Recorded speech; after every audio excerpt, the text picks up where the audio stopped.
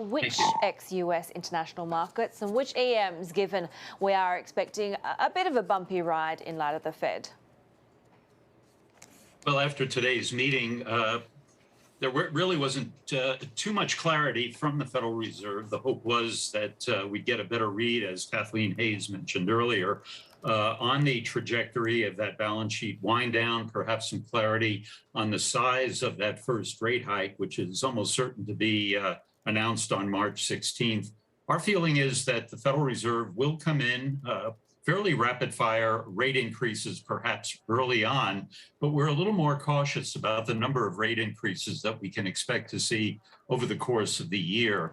We're anticipating 4 or 5, but clearly it depends on the economy's trajectory, the trajectory of inflation during the latter part of the year. Given our outlook for more moderate growth, inflation winding down but staying above its long-term average, we think the Fed may become a little bit more cautious during the latter part of the year.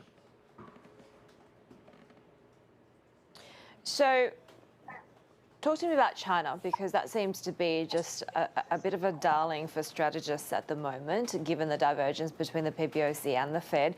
Do you see opportunities, or do you still think there's a lot of uncertainty associated with these gains that we see? Well, there still is some uncertainty about the extent of the growth slowdown. We think that growth is beginning to stabilize. By China's standards, that growth rate will remain moderate right through 2023. The country is undergoing a change in development strategy, which should become more apparent over the next 12 to 18 months, a shift toward more consumer-driven growth, less import-intensive, driven less by exports and investment spending. So far, the People's Bank of China has begun to ease up on policy, and we expect to see more of that, providing an underpinning to economic growth. So all in all, moderate economic growth over the next 12 to 18 months on the order of about 5 to 5.5%, which should provide a good setting for the asset markets there. What does a shift in China's economy signal in terms of asset positioning?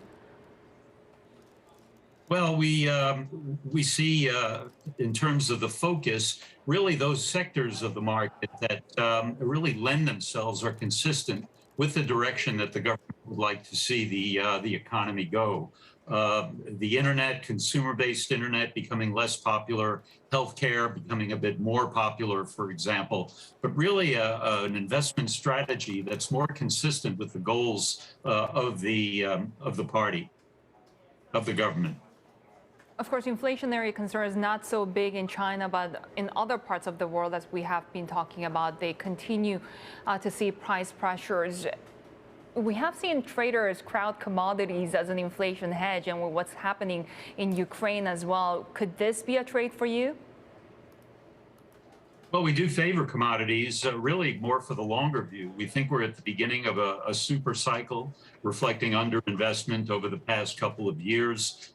We could see demand for commodities slow for a time in line with moderating economic growth, but that we see as more cyclical. We do think that strategically, commodities are a more attractive investment based on what's happening in those commodity markets, the underinvestment that we've seen.